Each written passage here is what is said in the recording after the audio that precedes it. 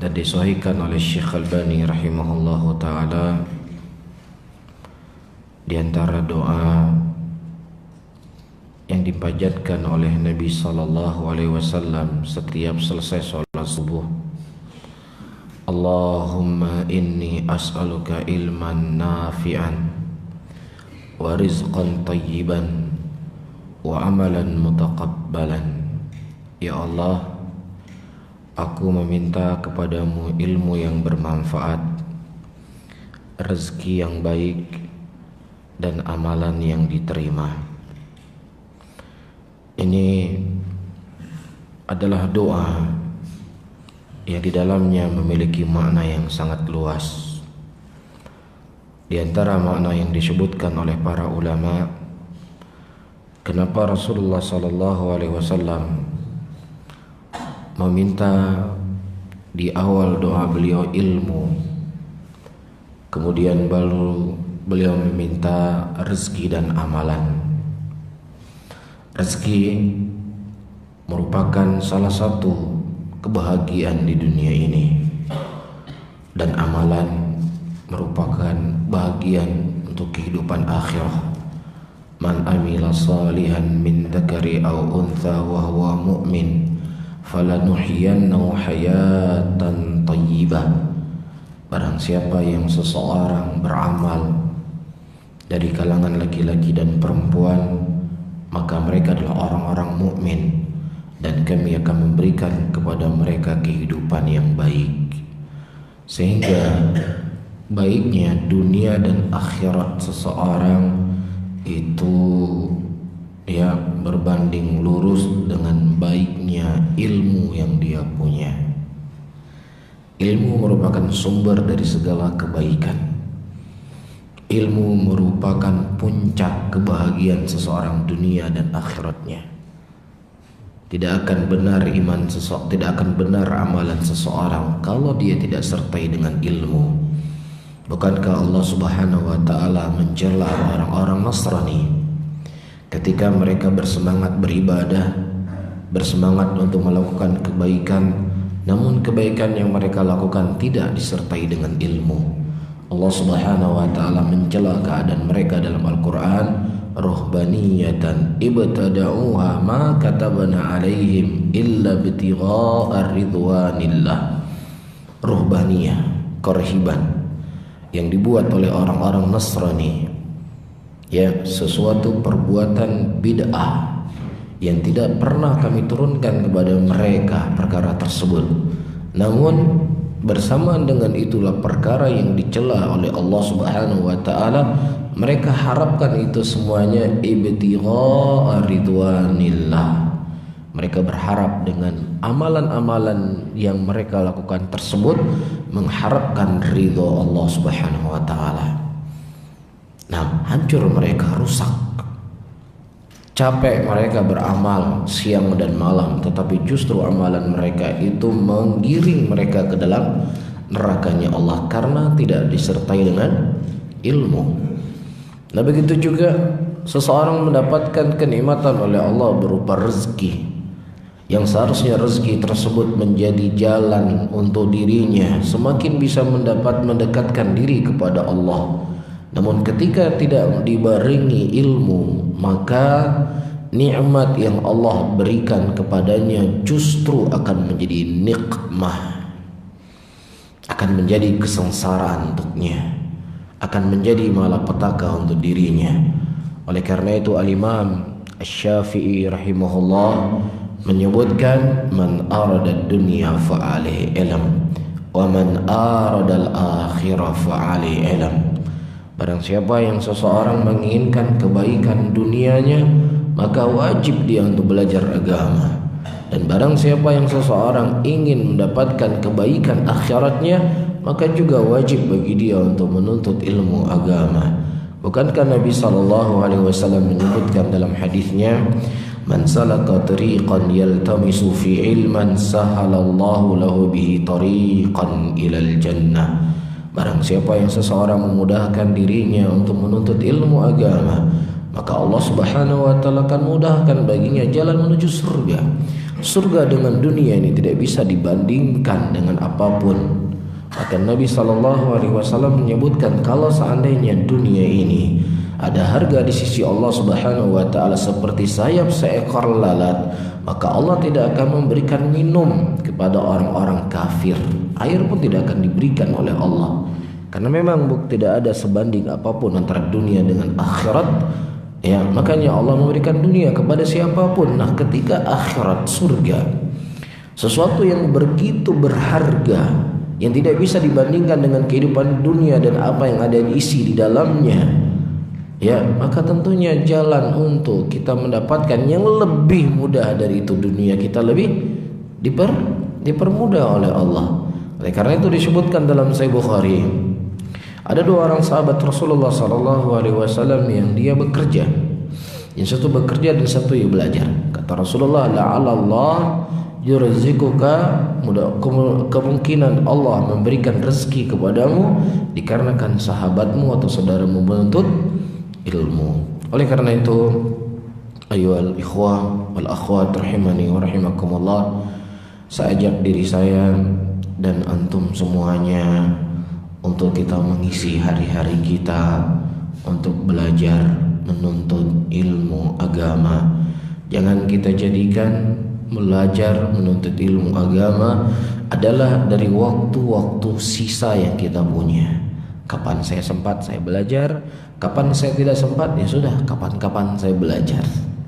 Iya, kata para ulama, kalau seandainya kita mencurahkan segala atau umur yang kita punya untuk belajar menuntut ilmu agama, maka kita belum mendapatkan sebagiannya. Apalagi kita belajar kapan kita mau. Bahkan ternukilkan dari Abu Yusuf, salah seorang dari muridnya Abu Hanifah, kata Abu Yusuf rahimahullah, ya, ketika beliau belajar menuntut ilmu agama, anaknya meninggal, nggak sempat diurus. Ya, dia meminta kepada tetangganya mengurusi jenazah anaknya. Nggak sempat dia ngurusin, karena sudah meninggal, apalagi mau diurus. Kalaupun dia hadir di situ nggak hidup lagi. Ya, sampai segitunya para ulama kita dulu belajar menuntut ilmu. Jadi wajar jadi ulama besar. Wajar mereka meninggal sudah ribuan tahun yang lalu, nama mereka masih abadi di muka bumi ini karena memang pengorbanannya luar biasa. Ya, anaknya meninggal, bayangin coba. Kita punya anak-anak meninggal mungkin cuti talim sebulan mungkin. Dia nggak sempat ngurusin anaknya. Bukan dia nggak peduli dengan anaknya, tapi memang kondisi dan keadaan mereka pada waktu itu dia takutkan, ya, ada sekian ilmu, sekian majelis yang dia tidak hadiri akan terluput ilmunya dari Abu Hanifah. Jelas ya? Nah, kalau kita ingin mendapatkan kebahagiaan dunia dan akhirat, sejauh mana kita menyisakan waktu yang kita miliki ini untuk mengenal Allah, mengenal Rasulnya, dan mengenal Islam. Sebagaimana mungkin yang telah diumumkan, pada subuh kali ini kita akan membaca sebuah wasiat yang disampaikan oleh salah seorang sahabat Rasulullah SAW, Amirul Mukminin Ali bin Abi Thalib radhiyallahu taala anhu. Nabi SAW telah menyebutkan di dalam hadisnya, tepatnya hadis yang diriwayatkan oleh Imam Abu Daud dari hadis Irbad ibnu Sariyah radhiyallahu taala anhu, beliau mengatakan, alaikum bisunnati wa sunnatil khulafai rasyidin al-mahdiyyin tamassaku 'alaiha bin nawajid. Aku wasiatkan kepada kalian semuanya yang berpegang teguh di atas sunnah dan di atas sunnahnya para khulafa ar-rasyidin, dan gigitlah dengan gigi geraham kalian. Ya, ini maksud dan tujuan kenapa kita membaca athar riwayat yang datang dari Ali bin Abi Thalib radhiyallahu taala anhu. Athar ini disebutkan oleh Al-Imam Ibnu Abi Bakar, Abu Bakar Ibnu Abi Syaibah dalam Musannafnya, dan juga disebutkan oleh Ibnu Mubarak dalam Kitab Az-Zuhud. Dan athar ini disebutkan mauquf sampai ke Ali bin Abi Thalib, dan beberapa riwayatnya itu marfu sampai ke Nabi Muhammad sallallahu alaihi wasallam. Ali bin Abi Thalib berkata, "Ya ayyuhan nas, inna akhwafa ma akhafu alaikum ithnatan, ittiba'ul hawa wa tulul amal. Wa amma ittiba'ul hawa fayasudduka 'anil haqq, wa amma tulul amal fayansa 'anil akhirah. Ad-dunya wallat mudbirah, wa amma al-akhiratu muqbilah. Wa likulli minhuma banun, kunu min abna'id dunya, kunu min abna'il akhirah, wa la takunu min abna'id dunya. Wa amma al-yawm amalun bila hisab, wa amal ghadan hisabun bila amal." Subhanallah. Kalimat yang ringkas tetapi memiliki makna yang sangat luas dalam kehidupan kita. Kalau seandainya kita mampu untuk melaksanakan apa yang diwasiatkan oleh Ali bin Abi Thalib radhiyallahu taala anhu, insyaallah kita akan menjadi orang-orang yang sukses. Insyaallah kita akan menjadi orang-orang yang menang. Dan tidak ada sebuah kemenangan dan sebuah kesuksesan lebih ketika seseorang diselamatkan oleh Allah dari nerakanya. Allah sebutkan di dalam Al-Quranul Karim, kullu nafsin dha'iqatul maut, wa innama tuwaffawna ujurakum yawmal qiyamah, faman zuhziya 'anil nari wa udkhilal jannata faqad faz. Setiap orang yang memiliki nyawa pasti dia akan meninggal, dan Allah Subhanahu wa taala akan membalas apa yang mereka lakukan. Ya, dan inti yang ingin kita sampaikan, kata Allah, faman zuhziya 'anil nar, barang siapa yang seseorang diselamatkan dari neraka, wa udkhilal jannah, dan dimasukkan ke dalam surga, maka mereka adalah orang-orang yang sukses, orang-orang yang menang. Nah, kita fokus kepada apa yang disampaikan oleh Amirul Mukminin Ali bin Abi Thalib radhiyallahu taala anhu.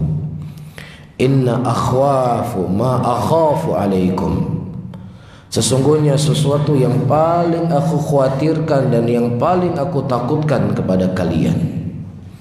Di sini ada faedah penting yang harus kita ketahui. Seseorang ketika dia ingin selamat dari jalan kehidupannya di dunia ini, selain dia mempelajari hal-hal yang baik, dia juga harus mempelajari dari hal-hal yang jelek. Dan Rasulullah sallallahu alaihi wasallam diutus oleh Allah bukan hanya untuk memberikan kabar gembira, tapi Rasulullah sallallahu alaihi wasallam juga diutus oleh Allah Subhanahu wa taala untuk mengingatkan mereka dari perkara-perkara yang jelek. Allah mengatakan, ya ayuhan nabi inna arsalnaka mubasysyiran wa nadhira. Wahai nabi, sesungguhnya kami mengutusmu untuk memberikan kabar gembira dan juga untuk memberikan peringatan. Dan juga Allah mengatakan rasulan mubasysyirin wa mundhirin, dan rasul yang diutus oleh Allah itu memberikan kabar gembira dan juga memberikan kabar peringatan. Dan juga sebagaimana disebutkan oleh Imam Muslim dalam sahihnya dari hadis Abdullah bin Amr bin As, ma min nabiyyin illa yadullu ummatahu ila khairin ma ya'lamulah, wa ma min nabiyyin illa hadzara ummatahu min syarrin ma ya'lamulah. Tidak ada dari seorang nabi pun kecuali mereka telah menunjuki umatnya daripada perkara-perkara yang baik apa yang dia ketahui. Dan juga tidak ada seorang nabi pun kecuali mereka telah mengingatkan apa yang perkara-perkara yang menghancurkan mereka, apa yang diketahui. Sehingga tidak cukup seseorang hanya mempelajari yang baik-baik saja, tidak cukup. Karena ini merupakan jalan dari antara jalan-jalan kesesatan. Nah, sebagaimana disebutkan oleh Amirul Mukminin Umar bin Khattab radhiyallahu taala anhu, yanqudu urratal Islam urratan man yansha fil Islam wa la ya'riful jahiliyah. Kata Amirul Mukminin Umar bin Khattab, runtuh pilar-pilar kehidupan seseorang, pilar-pilar keislaman seseorang. Siapa yang hidup di alam Islam, dia tidak mengerti perkara-perkara jahiliyah. Ya, oleh karena itu seorang penyair Arab berkata, "Araftu syarran la li syarrin, walakin araftu syarra li attaqih." Aku mengetahui kejelekan bukan untuk kejelekan itu, tetapi aku mengetahui kejelekan supaya aku bisa menghindar dari kejelekan tersebut. Oleh karena itu kata Hudzaifah ibn al-Yaman radhiyallahu taala anhu, "Kana an-nasu yas'alu an khairin, fakuntu as'alu an syarrin." Dulu manusia bertanya kepada Rasul dari hal yang baik-baik, adapun aku bertanya kepada Rasul dari hal-hal yang jelek supaya aku tidak terjatuh ke dalam kejelekan tersebut. Jadi penting. Ya, penting seseorang mempelajari tauhid, dia mempelajari syirik. Penting seseorang mempelajari sunnah, dia mempelajari kebid'ahan. Penting seseorang mempelajari muamalah yang baik, dia juga mempelajari muamalah yang jelek supaya dia bisa menghindar dari kejelekan tersebut. Nah, inilah yang ingin disampaikan oleh Ali bin Abi Thalib radhiyallahu taala anhu. Yang pertama kata Ali bin Abi Thalib radhiyallahu taala anhu, yang sangat beliau khawatirkan dan takutkan kepada kita, ittiba'ul hawa, mengikuti hawa nafsu. Nah, ada baiknya untuk kita menjelaskan atau membaca sedikit kalamnya para ulama tentang apa itu al-hawa. Disebutkan oleh Ibnu Rajab rahimahullah sebagaimana dalam kitab beliau Jami'ul Ulum wal Ihkam, kata beliau, wa qad yutlaq al-hawa bimana al-mahabbah wal mil mutlaqan. Al-hawa itu kan biasanya kita sering mendengar kalimat hawa, selalu konotasinya apa? Jelek. Kan seperti itu. Wah, ini pengikut hawa nafsu, ini hawa anak ini. Ya, terlebih mungkin kita sering juga mendengar ucapan al-Imam Syafi'i rahimahullah, li an alqallah bi kulli dhanbin ma'ada syirki. Ya, dengan aku bertemu dengan Allah Subhanahu wa taala dari semua dosa selain syirik, itu lebih aku sukai daripada aku bertemu dengan Allah dengan cara membawa hawa nafsu. Ya, selalu kita melihat atau mendengar ketika menyebutkan hawa selalu konotasinya apa? Jelek.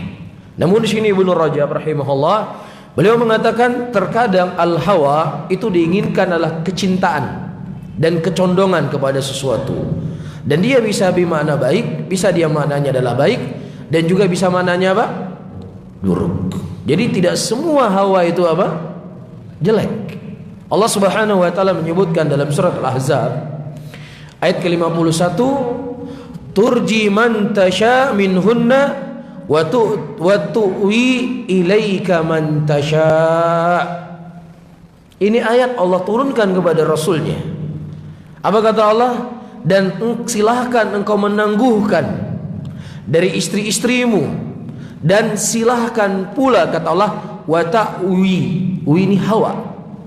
Ya, dan juga silahkan engkau mendatangi mereka siapa yang kau suka.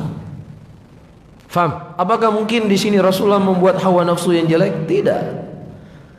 Iya, tetapi ini sesuatu yang mahmudah. Ya, sebagaimana juga datang dari Aisyah radhiyallahu taala anha yang dikeluarkan oleh Imam Bukhari dalam sahihnya, kata Aisyah radhiyallahu taala anha, "Ma ara rabbuka illa yusari'u fi hawak." Tidaklah aku melihat Tuhanmu kecuali mensegerakan dari hawa nafsumu, dari hawamu, dari keinginanmu. Apa yang diinginkan oleh Nabi? Apakah Nabi menginginkan sesuatu yang jelek? Tidak. Rasulullah sallallahu alaihi wasallam selalu beliau menginginkan sesuatu yang baik. Dan beliau orang yang paling jauh daripada dosa. Sebagaimana yang dikhabarkan oleh Aisyah radhiyallahu taala anha, juga dikeluarkan oleh Imam Bukhari dalam sahihnya, kata Aisyah, "Ma khairan Nabi sallallahu alaihi wasallam baina amrayn illa akhadha ayyasarahuma illam yakun ithma."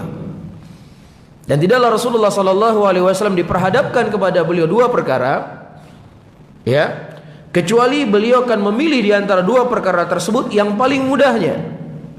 Selama itu bukan perkara yang haram. Kalau itu adalah perkara yang haram, Rasulullah adalah orang yang paling menjauhi dari perkara yang haram tersebut. Jelas ya? Dan juga sebagaimana juga disebutkan oleh Imam Bukhari bahwasanya Nabi sallallahu alaihi wasallam yahwi ila ma qala Abu Bakrin wala yahwi ma qultu, kata Umar bin Khattab. Nabi sallallahu alaihi wasallam pada waktu itu beliau lebih berhawa. Maksudnya apa di sini? Lebih condong kepada pendapatnya Abu Bakar As-Siddiq dibandingkan dengan pendapatku. Jelas ya? Jadi saya ulangi kembali, al-hawa itu artinya adalah kecintaan dan kecondongan seseorang kepada sesuatu. Apabila dia condong kepada sesuatu yang baik, maka dia akan menjadi baik. Tetapi kalau seandainya dia condong kepada sesuatu yang jelek, maka dia akan tercela. Dan tidak akan mungkin manusia tidak punya hawa. Manusia itu pasti akan punya hawa. Kalau kita tidak punya hawa nafsu, kita tidak akan menikah. Iya, kalau kita tidak punya hawa nafsu, kita tidak akan makan. Makanya dari sifat jibiliyah yang dimiliki oleh manusia, dia punya kecintaan kepada sesuatu. Oleh karena itu Allah sebutkan dalam Al-Quran, Zuina linnasi hubbu syahawati minan nisa wal banina wal qanatiril muqantarati minadh dhahabi wal fiddah wal khailil musawwamati wal an'ami wal harth. Zuina, dihiasi kepada manusia kecintaan kepada wanita, kecintaan kepada harta, kecintaan kepada tunggangan, kecintaan kepada kebun dan seterusnya. Nah, kecintaan sampai di sini adalah sesuatu yang dibolehkan, sesuatu yang dibenarkan. Namun ketika kecintaan seseorang kepada dunia, kecintaan seseorang kepada harta, kecintaan seseorang kepada wanita, kecintaan seseorang kepada anak-anak, yang itu melalaikan mereka, mengingat dari Allah Subhanahu wa taala, baru itu menjadi tercela. Ya ayyuhalladzina amanu la tulhikum amwalukum wala auladukum an dzikrillah wa may yaf'al dzalika fa ulaika humul khasirun. Hai orang-orang beriman, kata Allah, janganlah melalaikan kalian harta-harta kalian dan anak-anak kalian dari mengingat Allah Subhanahu wa taala. Dan barang siapa yang seseorang melakukan perbuatan seperti itu, kata Allah, dia termasuk dari orang-orang yang merugi. Jadi boleh nggak hawa? Boleh. Ya, hawa itu boleh.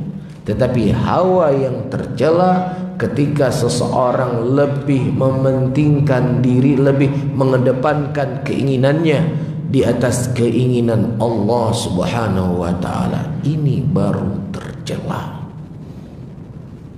Siapa yang mencetus pertama kali pengekor hawa nafsu? Siapa?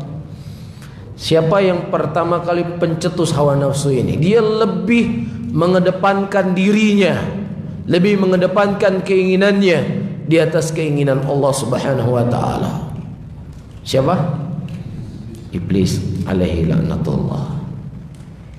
Ya, makanya para ulama menyebutkan, barang siapa yang seseorang mereka selalu mengikut hawa nafsunya dan dia meninggalkan Al-Quran, dia meninggalkan sunnah, maka dia adalah pengekor dari iblis alaihi laknatullah.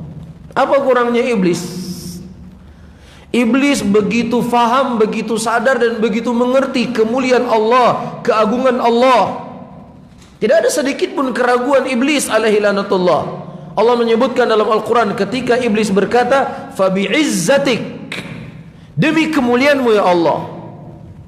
Dan juga iblis tahu tidak ada jalan yang benar, tidak ada jalan yang lurus kecuali jalannya Allah Rabbul Alamin.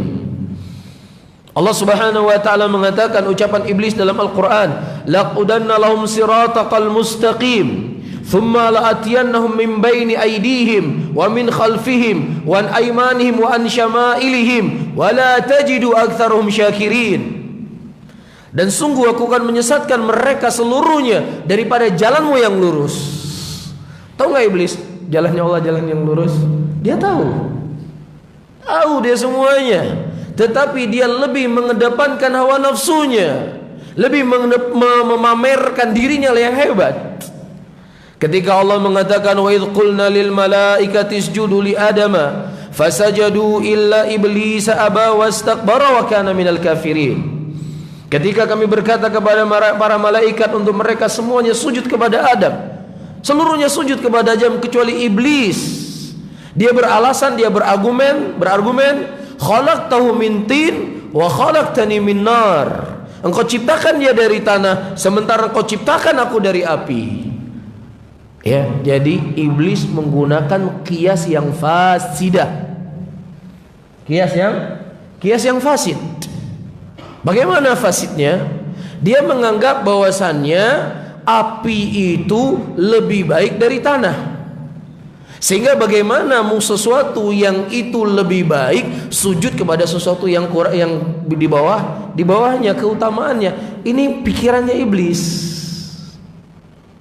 Iya, sudah dia menentang Allah, diberikan rezeki oleh Allah, diberikan nikmat oleh Allah, tinggal di dalam surga, menentang Allah. Sudah itu salah lagi. Ini kan, nah kalau seandainya betul, tetap juga dia keliru. Karena melanggar perintah Allah. Ini sudah melanggar perintah Allah, salah lagi. Sekarang mana yang lebih baik, api atau tanah? Apa manfaatnya api? Api manfaat punya, ada korek sedikit, udah kita hidupin api kompor, itu bermanfaat. Lah kalau apinya sudah besar, apa manfaatnya? Tidak ada manfaat. Tapi kalau tanah, di atas tanah seseorang bisa tinggal, di atas tanah seseorang bisa bercocok tanam, di atas tanah seseorang itu bisa berkebun. Juga dalam tanah ada minyak, ada api, ada gas, semuanya ada. Tidak ada dalam tanah, semua kebaikan ada dalam tanah, ada air. Bisa difahami? Jadi siapa yang seseorang menggunakan kias yang fasidah, kias yang tidak masuk akal secara syar'i, maka dia telah mengikuti jalannya iblis. Kita tidak mengingkari dibolehkannya qiyas. Ahlus sunnah, mereka adalah orang-orang yang yuthbitunal qiyas. Ahlus sunnah adalah orang-orang yang mereka menetapkan qiyas selama terpenuhi di dalamnya syarat-syarat. Iya, di antara dibolehkan seseorang mengqiyas sesuatu, ya, apabila satu, ada usulnya, dua, ada furu'nya, tiga, ada ilahnya, empat, mengambil hukum yang sama. Taib, kita coba praktek. Di antara ijtihad yang dilakukan oleh Amirul Mukminin Utsman bin Affan radhiyallahu ta'ala anhu warḍah, ya, beliau menggunakan qiyas yang salimah, qiyas yang lurus di dalam permasalahan adzan Jumat dua kali. Kemana beliau mengqiyas? Beliau mengqiyas kepada adzan subuh dua kali. Ada berapa kali adzan subuh? Dua kali. Ya, adzan yang pertama dikumandangkan oleh Bilal, adzan yang kedua dikumandangkan oleh Abdullah ibnu Ummi Maktum. Adzan yang pertama apa fungsinya? Untuk membangunkan orang sholat subuh. Ini berarti ada apa? Ada usulnya, ada pokoknya, ada nasnya dalam Quran, dalam hadis ada. Ya, Rasulullah buat adzan dua kali. Ada usulnya di sini. Nah, furu'nya sekarang apa? Salat Jumat. Salat Jumat. Nah, kenapa di sini Utsman mengumandangkan adzan dua kali? Untuk mengingatkan orang segera siap-siap menghadiri salat Jumat. Ada ilahnya sama enggak? Ada sebab yang sama enggak di situ? Nah, ketika itu memiliki sebab yang sama, mengambil hukum yang sama pula. Makanya Utsman bin Affan beliau adzan Jumat dua kali.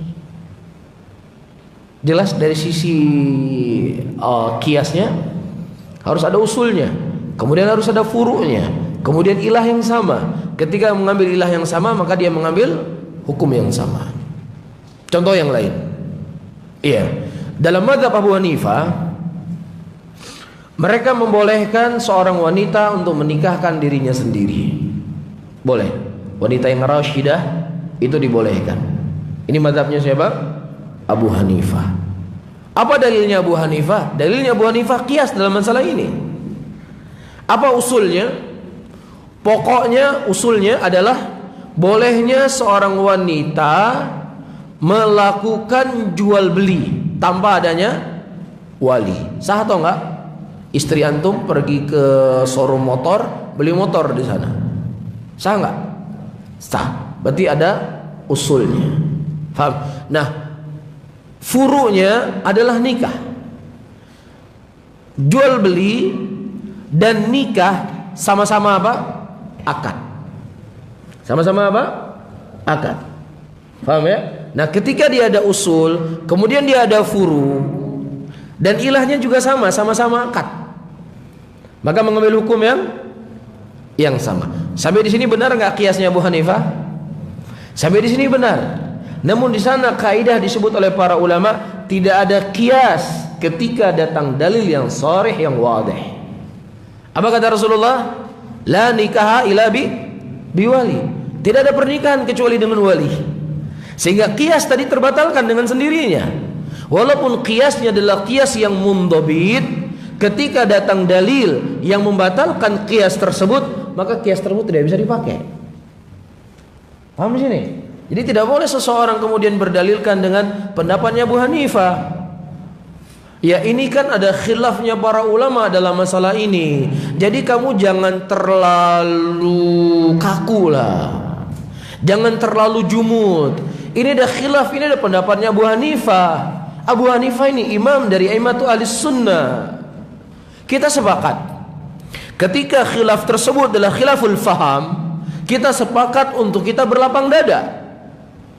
Namun ketika sesuatu itu datang dalil dari Nabi SAW secara jelas, secara gamblang, maka tidak boleh seseorang menjadikan dalil itu adalah khilafnya para ulama. Allah Subhanahu wa taala mengatakan dalam Al-Qur'an, "Wa ma kana lil mu'minin wa la mu'minatin idza qadallahu wa rasuluhu amra ayakunu lahumul khiyaratu min amrihim." Tidak pantas kata Allah bagi seorang mukmin, dan juga tidak pantas kata Allah bagi seorang mukminah, ketika Allah dan Rasulnya telah menentukan suatu perkara, dia memilih perkara yang lainnya. Enggak boleh. Enggak boleh kemudian kita beralasan ini pendapatnya Abu Hanifah. Rasul mengatakan la nikaha illa biwali. Tidak ada nikah kecuali dengan adanya wali. Bagaimana kemudian dia menabrakkan ucapan Nabi dengan pendapat Abu Hanifah? Bisa difahami? Jelas ya? Jadi kita ingin berjalan di jalan yang tengah. Ya, tidak seperti orang-orang yang kaku. Tidak ada khilaf, semuanya harus sepakat, semuanya harus mengambil satu pendapat, nggak boleh mengambil pendapat yang lainnya. Ya, ini video haram, nggak boleh. Kalau dia mengambil pendapat ulama yang membolehkan video, ini juga al-bidah, ini juga nggak benar. Ini kaku. Ini apa? Ini kaku. Bukan juga kemudian kita seperti golongan yang lainnya, semuanya khilaf. Setiap orang itu punya pendapat, kita harus hormati pendapat mereka. Toh sahabat juga berselisih kok. Sahabat saja mereka ikhtilaf di antara mereka. Masya Allah. Memang setiap ahlul ahlul batil, pasti mereka akan mendatangkan dalil, pasti. Cuman masalahnya dalilnya cocok atau enggak. Ketika orang-orang liberal, mereka tidak peduli urusan agama seseorang, Islam ataukah tidak Islam. Iya. Mereka mendatangkan dalil untuk membenarkan ucapan mereka. Rasulullah SAW mengatakan, khairukum man anfaqum linnas. Sebaik-baik kalian adalah orang yang paling bermanfaat kepada manusia. Nah, sekarang ada orang Kristen, orang Nasrani, akhlaknya baik, suka memberikan atau suka membangun masjid, ya, membiayai umroh bagi imam-imam masjid, ya, dia bantu orang-orang Islam. Ada satu lagi Muslim, beriman sama Allah, tapi akhlaknya bejat, suka nyolong, suka korupsi. Mana yang lebih bagus? Khairukum man anfa'akum linnas. Sebaik-baik kalian adalah orang yang paling bermanfaat kepada manusia. Ini yang paling baik. Bisa difahami ya? Mereka juga mendatangkan dalil, cuman dalil bukan pada tempatnya. Bisa difahami? Nah, begitu juga Rasulullah SAW mengatakan, Innallaha jamil yuhibbul jamal. Allah itu indah dan suka yang indah-indah.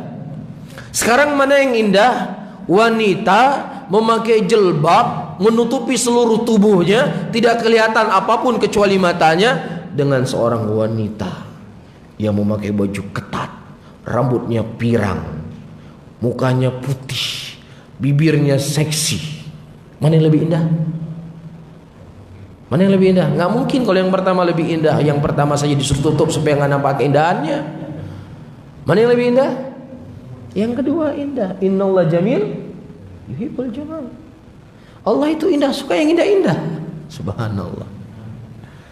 Ya, Anda melihat bagaimana ahlul batil, mereka mendatangkan dalil untuk membenarkan ucapannya. Harus hati-hati. Harus hati-hati.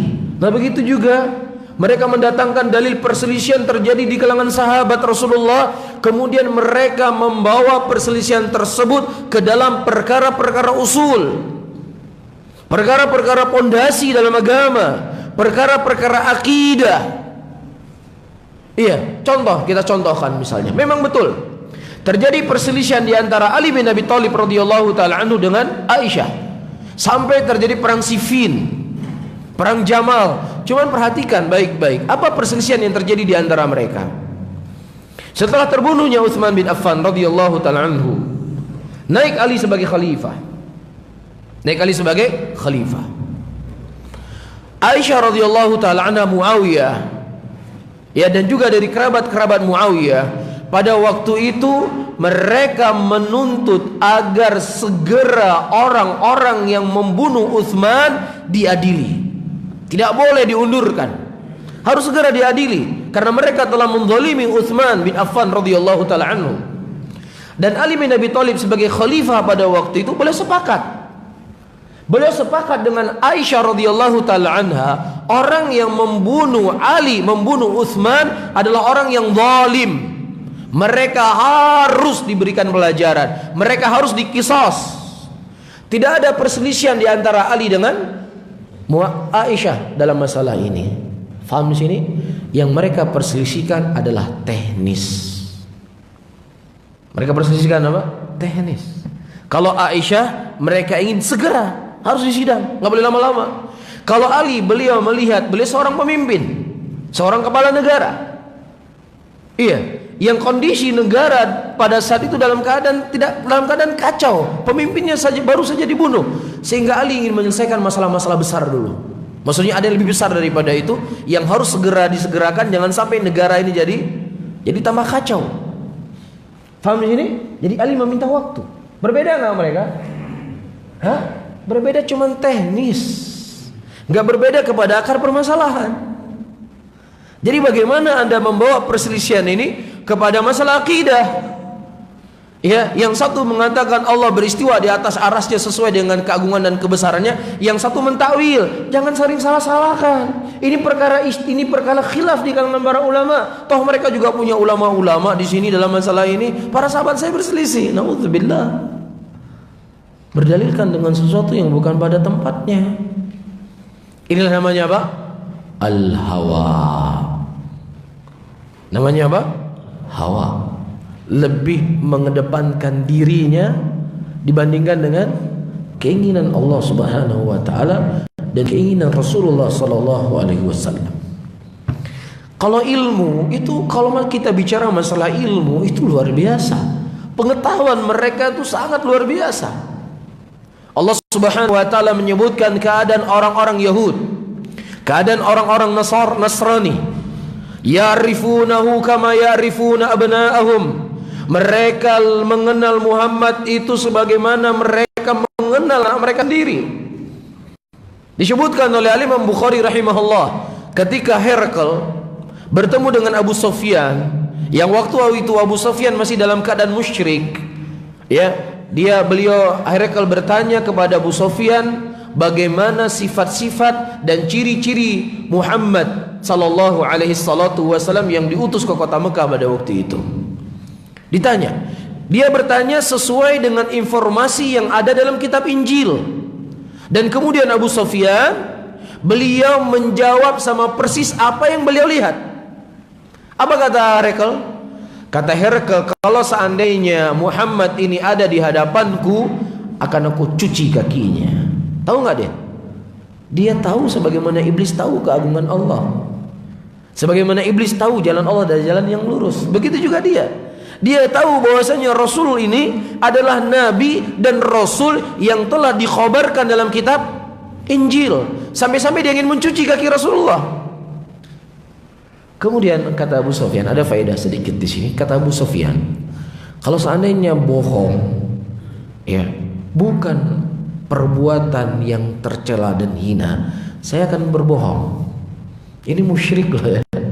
Masih dalam keadaan musyrik, ya, ingin menjauhi dirinya dari sifat berbohong. Kita hari ini subhanallah, mohon maaf, ya, kita sudah pelihara jenggot, ya, sudah pakai celana di atas mata kaki. Kadang bohong ini sesuatu yang biasa. Kita sadar atau tidak sadar? Ya, anak nangis, awas ya, tangkap polisi nanti kamu. Ada nggak anak nangis tangkap polisi? Bohong nggak ini? Bohong. Awas tangkap polisi nanti. Kapan polisi buat peraturan anak menangis ditangkap polisi? Ini bohong, nggak boleh. Ya, jangan kita mengajarkan anak kita dari kecil sudah berbohong. Telepon, ada janjian. Antum di mana? On the way nih, on the way, sedikit lagi dekat. Padahal masih di rumah. Bohong nggak? Bohong. Ya, atau misalnya ada orang ingin pinjam uang sama antum, pinjamin uang lah buat saya. Saya nggak ada uang, nggak ada uang sedikit pun nggak ada uang saya. Padahal ada, kan bohong. Hah? Bohong nggak ini? Alangkah baiknya dia langsung bersifat jujur. Afwan, saya punya uang, tapi saya nggak bisa berikan sama kamu. Lebih enak nggak? Kita nggak dapat dosa, ya nggak? As-sarahah, roha, terus terang itu lebih menenangkan hati daripada kita berbohong. Nggak apa-apa, sudah dapat dosa. Dosanya besar loh berbohong. Rasulullah mengatakan, iyyakum bil kadhib fa innal kadhib yahdi ilal fujur wal fujur yahdi ilan nar. Hati-hati kamu dari berbohong, karena berbohong ini akan mengantarkan kepada kejelekan, dan kejelekan akan mengantarkan dalam neraka.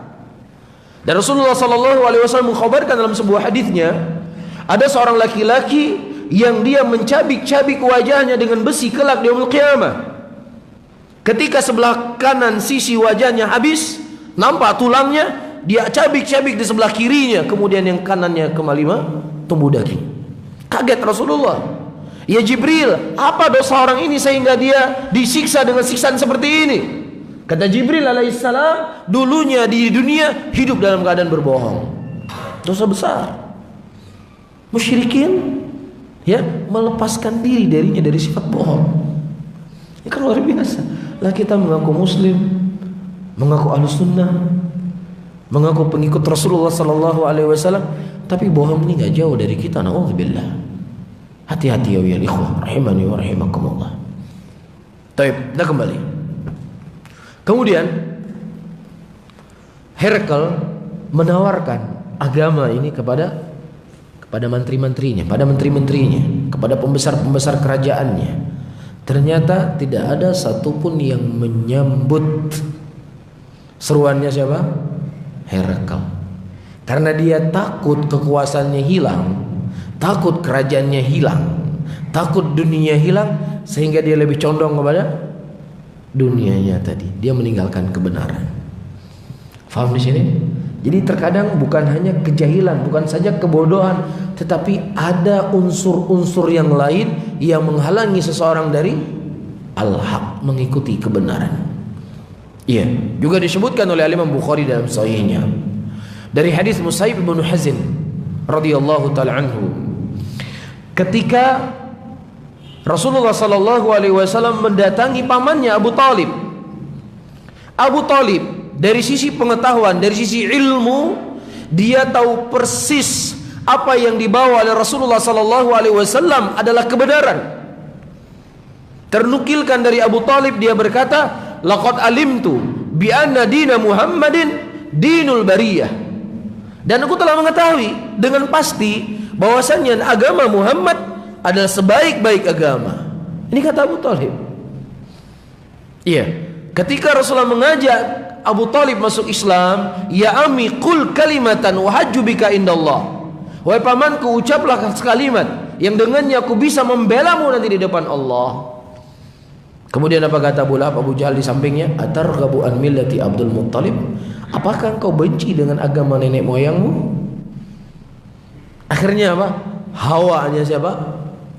Hawanya Abu Thalib lebih mengikuti agama nenek moyangnya. Mati dalam keadaan kekufuran. Bahaya enggak? Bahaya. Satu lagi. Ketika Rasulullah SAW hijrah dari kota Mekah menuju Madinah. Madinah kan penduduknya dari kalangan ahlul kitab. Kebanyakan penduduk Madinah adalah Yahudi pada waktu itu. Ya, sebagaimana Rasulullah menyebutkan dari hadits Muadz bin Jabal yang dikeluarkan oleh Bukhari dan Muslim, innaka ta'ti qauman min ahlil kitab. Sesungguhnya engkau mendatangi kaum dari kalangan ahlul kitab. Yahudi dan Nasrani, kebanyakan penduduk kota Madinah pada waktu itu. Kemudian ada dua orang Yahudi berkata, "Huwahu, apakah betul dia itu nabi? Ini khabarkan dalam kitab Taurat dia akan hijrah ke kota ini." Apa kata Yahudi satunya? Iya, saya memastikan dia itu nabi, dia itu rasul. Kemudian kata Yahudinya tadi, terus bagaimana menurut engkau? Apakah engkau akan beriman kepadanya? Kata Yahudi ini, sesungguhnya dalam hatiku tertanam kebencian kepada laki-laki ini. Ini kata Yahudi. Allah sebutkan di dalam Al-Quran Al-Karim kebencian orang Yahudi kepada muslimin. Wala tajidanna ashaddan nas adawatan lilladzina amanu al-yahuda walladzina asyraku. Dan engkau mendapatkan orang-orang yang paling keras permusuhannya kepada kaum mukminin adalah orang-orang Yahudi dan orang-orang yang berbuat kesyirikan. Ini sudah diturunkan oleh Allah ribuan tahun yang lalu ayat ini. Apa kurangnya coba? Dia sudah ngerti, faham. Dia sendiri yang mengikrarkan, itulah Rasulullah SAW. Tahu nggak antum kenapa Yahudi paling benci dengan Rasul? Ayo apa? Jangan saya saja yang berbicara. Masya Allah. Saya minum dulu ya. Bismillah. Masalahnya simpel. Masalahnya sepele. Ya, yang kemudian mereka kokoh di atas kekufurannya. Karena Muhammad ini bukan dari golongan kita. Kan sepele kali masalahnya. Nabi Ibrahim memiliki dua putra. Satu Ismail, satu Ishak. Nah, semua nabi-nabi dari kalangan Bani Israel datang dari keturunan Nabi Ishak. Faham? Nah, ketika orang, kebanyakan manusia diberikan nikmat, terkadang dia tergiur dengan nikmat tersebut, dia lupa kepada pemberi nikmat. Tiba-tiba di akhir zaman Allah mengutus Rasul penutup segala nabi dan Rasul bukan dari keturunan mereka, dari keturunan siapa? Ismail. Ini sebabnya. Kan sepele saja ini sebenarnya. Karena apa? Hawa nafsu. Hawa nafsu ini terkadang membuat orang itu gelap matanya. Iblis, apa sih repotnya untuk iblis? Sujud, selesai. Gak repot kan? Ya, apalagi memerintahkan yang memberikan nikmat kepadanya, apalagi dia telah mengetahui tidak ada jalan kebenaran kecuali jalannya Allah. Tapi karena hawa nafsu. Oleh karena itu para ulama menyebutkan, kecintaan seseorang kepada sesuatu, ya, itu terkadang membutakannya dan menulikannya. Mencintai sesuatu kepada kebaikan, mencintai sesuatu kepada sesuatu, apakah itu dan lebih condong kepada kejelekan, itu bisa membutakannya dan bisa menulikannya. Bisa difahami? Taib. Allah Subhanahu wa taala menyebutkan ayat dalam Al-Qur'an, laqad dara'na li jahannama katsiran minal jinni wal ins lahum qulubun la yafqahuna biha lahum a'yunun la yubsiruna biha lahum adhanun la yasma'una biha ulaika kal an'am bal hum adall. Dan sungguh kami telah memenuhi neraka jahanam dari jin dan manusia. Mereka diberikan hati oleh Allah, tapi hati tersebut tidak bisa mereka gunakan untuk beriman kepada Allah. Mereka diberikan penglihatan, tapi penglihatan tersebut tidak bisa mereka gunakan untuk melihat. Mereka diberikan telinga, tapi telinga tersebut tidak bisa mereka gunakan untuk mendengar. Ulaika kal an'am bal hum adall. Mereka itu bagaikan binatang ternak, bahkan mereka lebih sesat dari binatang ternak, kata Allah. Kata Ibnul Qayyim rahimahullah, Ya, kenapa Allah Subhanahu wa taala menyebutkan orang-orang yang memiliki hati tidak dia gunakan untuk beriman kepada Allah lebih sesat dari binatang ternak? Binatang, kambing di musim hujan, antum tarik dia dari kandang, keluar nggak dia? Keluar nggak? Musim hujan, nggak keluar. Dia tahu ini bisa memberikan mudarat untuk dia. Dalam keadaan ini nggak punya akal. Dalam keadaan nggak pernah Allah mengutus ada nabi dari kalangan kambing. Nggak ada Allah turunkan Alkitab untuk kambing. Dia nggak punya akal. Tapi naluri kebinatangannya, dia faham air hujan ini bisa memberikan mudarat untuk dia. Dia faham. Iya, begitu juga sapi yang tarik dia di pinggir-pinggir jurang, mau dia berjalan? Dia tidak akan mau berjalan. Nah, manusia diberikan akal oleh Allah, diturunkan nabi oleh Allah, diturunkan Alkitab. Justru ketika kita tarik, wahai fulan, ente jangan kemari, tetap dia lari. Dia kejar sesuatu yang dia tahu itu bisa memberikan mudarat untuk dirinya, sesuatu yang dia tahu ini bisa mencelakakan dunia dan akhiratnya. Dia tahu ini bisa masuk penjara, dia tahu ini bisa ketangkap. Tapi apa? Kecintaan kepada sesuatu membutakan dan menulikan seseorang. Akal sehatnya hilang. Paham? Dia tahu ini kalau saya main-main seperti ketangkap, habis saya ini. Jabatan saya hilang, saya dicopot, saya masuk penjara, harta saya diambil semuanya. Tahu nggak dia seperti itu? Tahu. Tapi apa? Ya itu tadi, hawa nafsu itu membutakan seseorang dan menulikan seseorang. Jadi hati-hati. Ini yang diingatkan oleh Ali bin Abi Thalib radhiyallahu taala anhu. Sudah berapa lama? Sudah 1 jam. Hah? Taib. Ini masih panjang. Sedikit lagi ya.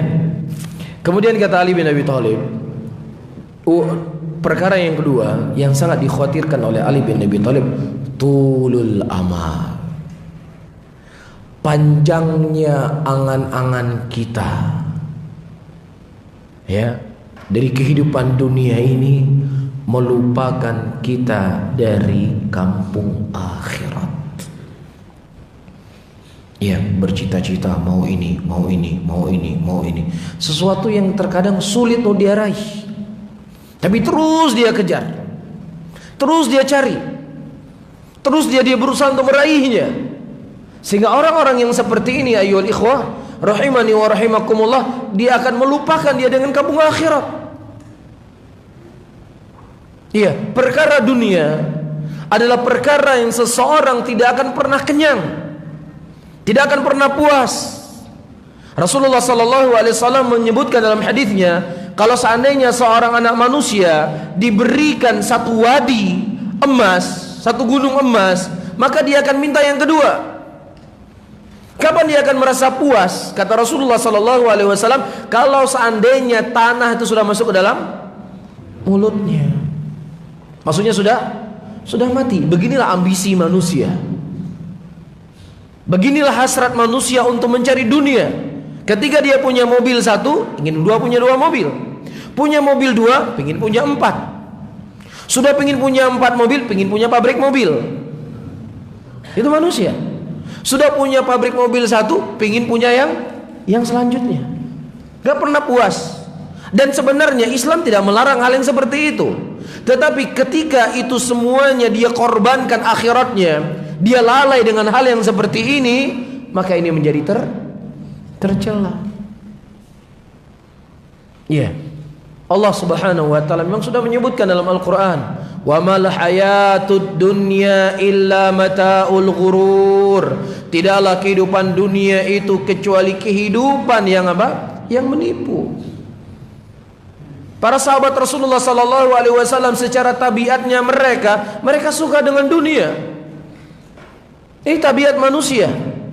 Rasulullah sallallahu alaihi wasallam menyebutkan kepada mereka dalam sebuah hadis, disebutkan dalam Sahih Muslim. Rasulullah mengatakan, apakah kalian suka mendapatkan 3 ekor unta yang sedang hamil, gemuk dan sehat? Adakah apa kata para sahabat? Ya, kami suka. Dunia enggak unta ini? Dunia suka mereka. Tetapi ketika diperhadapkan di antara dunia dengan akhirat yang lebih mereka kedepankan.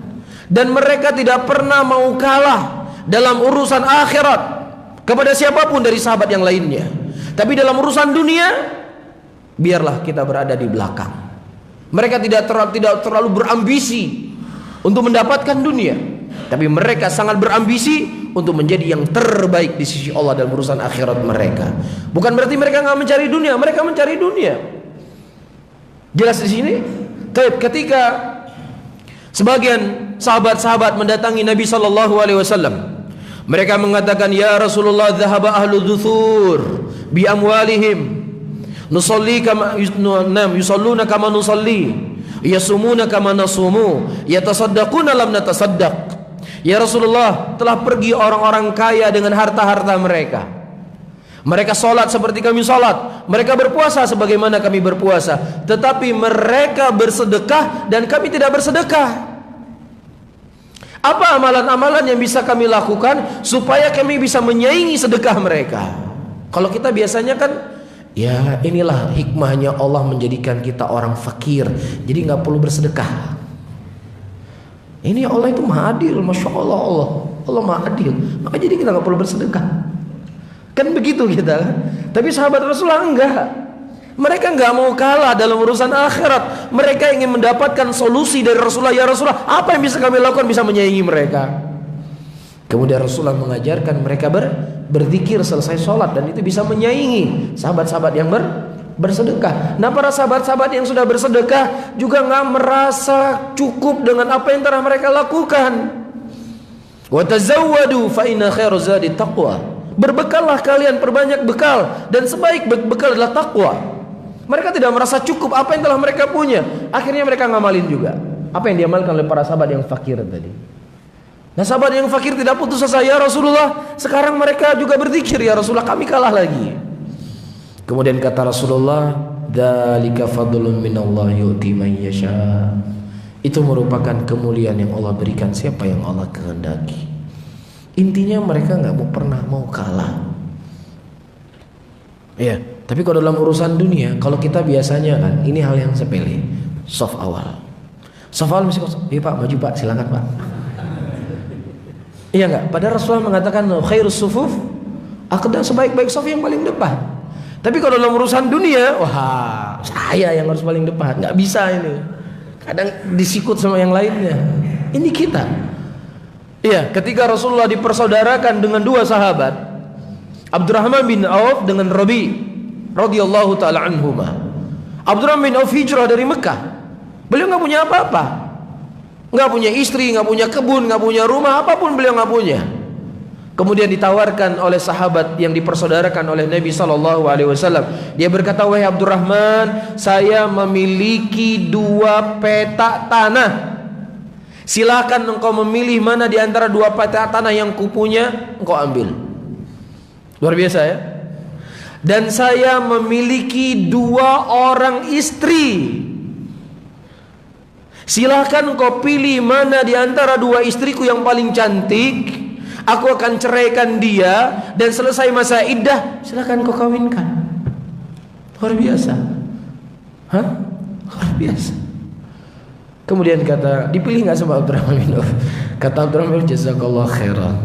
Semoga Allah memberkahi hartamu dan keluargamu. Tunjuki saja kepada saya di mana pasar saya ingin berniaga. Persaudaraan. Ya, disebutkan ketika para sahabat Rasulullah SAW diberikan makanan. Kemudian dia berkata, sahabat tetanggaku lebih butuh dari saya. Diberikan kepada tetangga sebelahnya.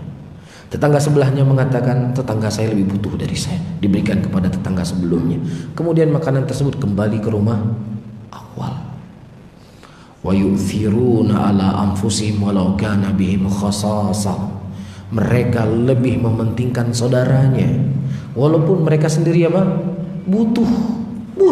Mereka bukan orang berkelebihan.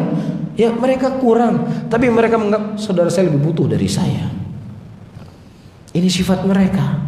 Makanya dunia itu kerdil di kalangan mereka. Dunia itu berada di bawah kaki mereka. Karena mereka harap apa? Akhirat. Bukan berarti mereka nggak mencari dunia. Mereka mencari dunia, mereka bekerja.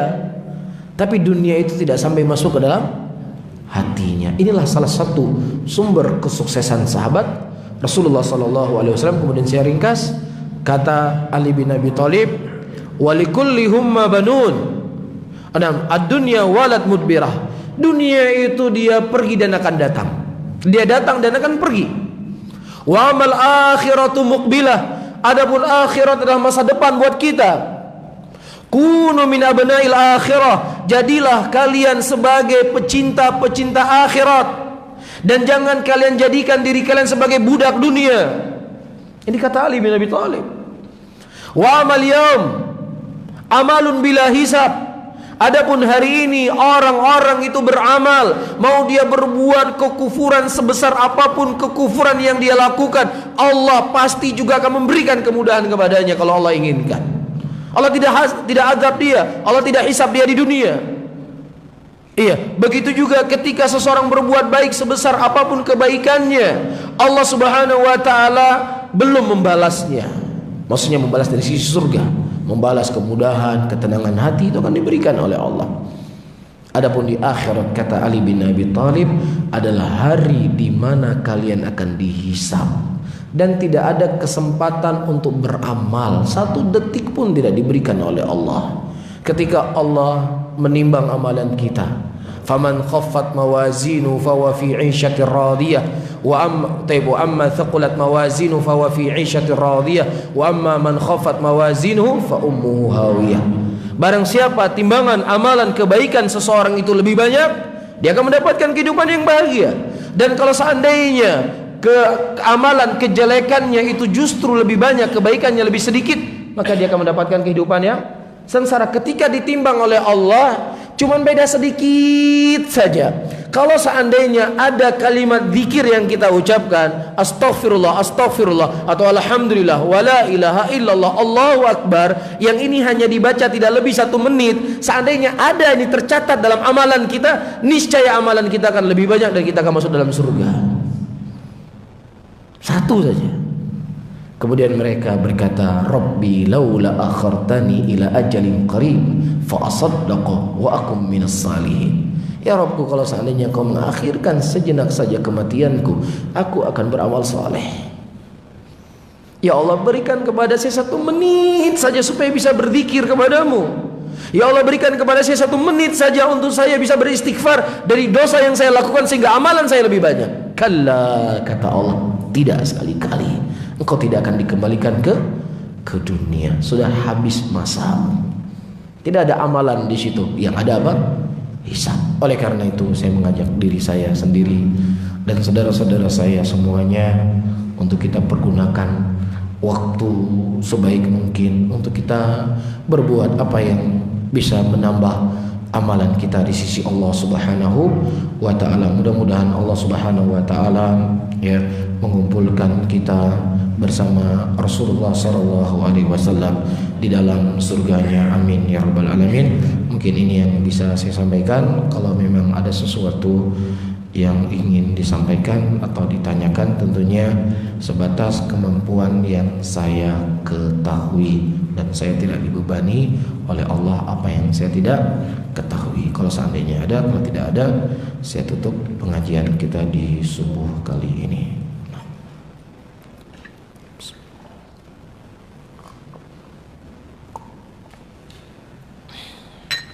Kalau tidak ada, saya akhiri. Allahumma salli ala Muhammadin wa ala alihi wa ashabihi wa man tabi'um bi ihsanin ila yaumiddin. Wassalamualaikum warahmatullahi wabarakatuh.